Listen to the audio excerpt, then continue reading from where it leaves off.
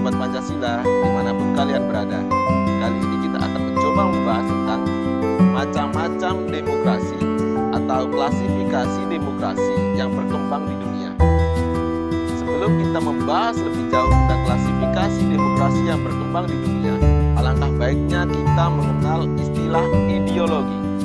Karena istilah inilah yang nantinya menjadi dasar kita berpikir untuk mengklasifikasikan demokrasi yang berkembang di dunia.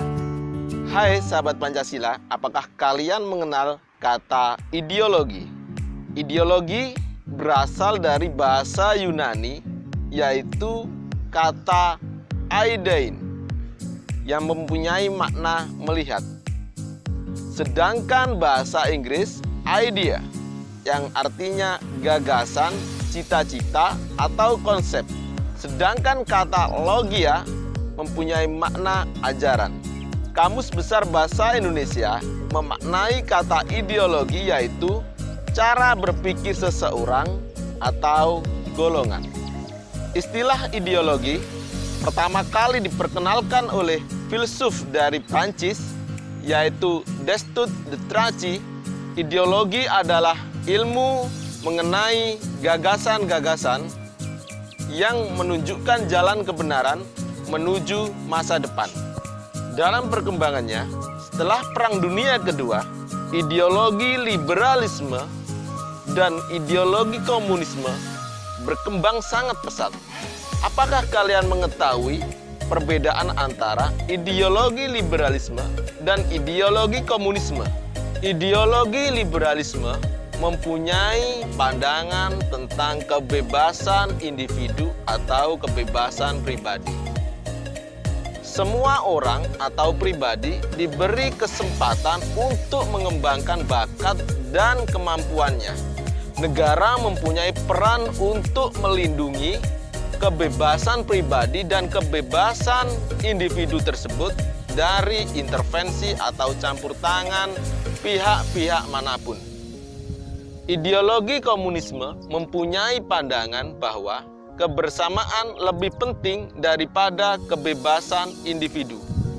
Di dalam ideologi komunisme, kebebasan pribadi, hak milik, atau kebebasan individu seringkali diabaikan. Sehingga negara mempunyai peran yang sangat penting dalam mewujudkan tujuan dari komunisme. Demokrasi yang dianut oleh suatu negara biasanya dipengaruhi oleh ideologi yang berkembang di negara tersebut. Ada 3 sudut pandang dalam mengklasifikasikan demokrasi yang berkembang di dunia. Pertama, dilihat dari sudut pandang yang menjadi titik berat perhatiannya, yaitu demokrasi formal. Demokrasi formal adalah demokrasi yang menjunjung tinggi persamaan dalam bidang politik. Sedangkan kesenjangan dalam bidang ekonomi seringkali diabaikan oleh demokrasi ini. Yang kedua adalah demokrasi material. Demokrasi material adalah demokrasi yang dibentuk dalam rangka mengurangi kesenjangan dalam bidang ekonomi. Sedangkan persamaan hak warga negara dalam bidang politik seringkali diabaikan.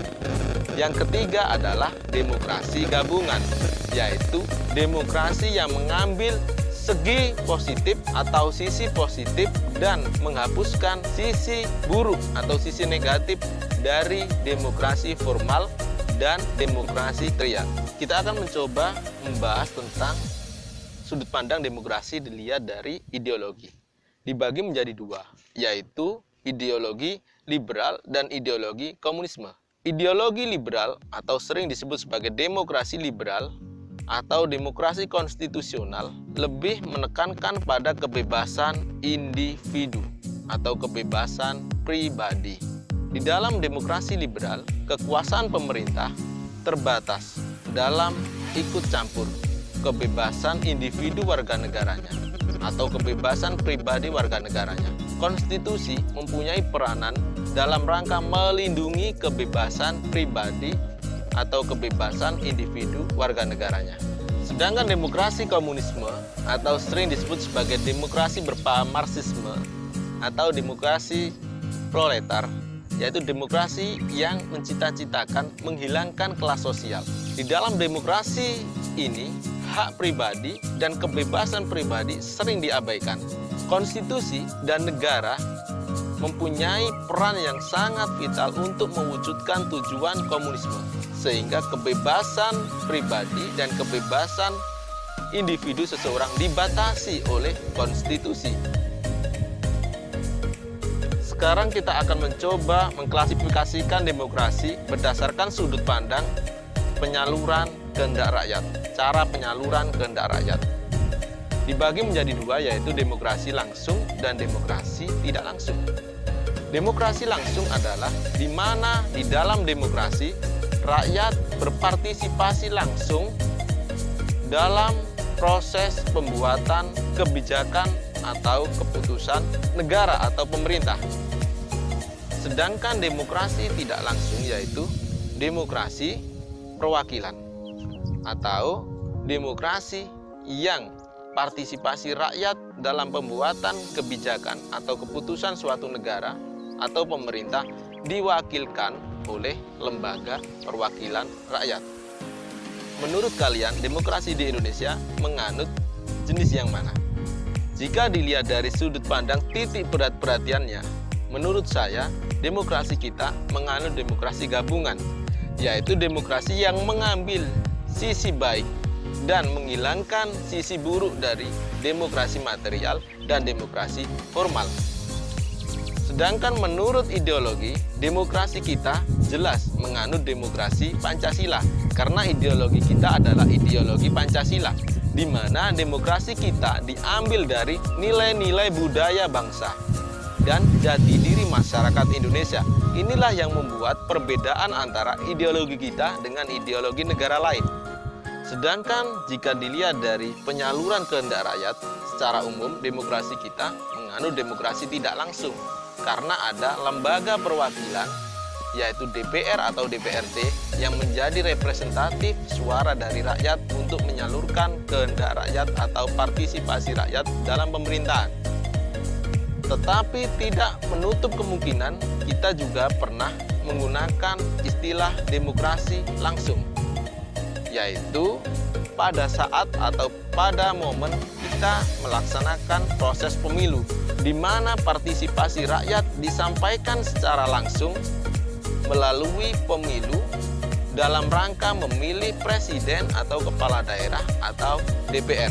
Itu menurut pendapat saya. Jika menurut pendapat kalian bagaimana? Demikian materi tentang klasifikasi penggolongan jenis-jenis demokrasi yang berkembang di dunia.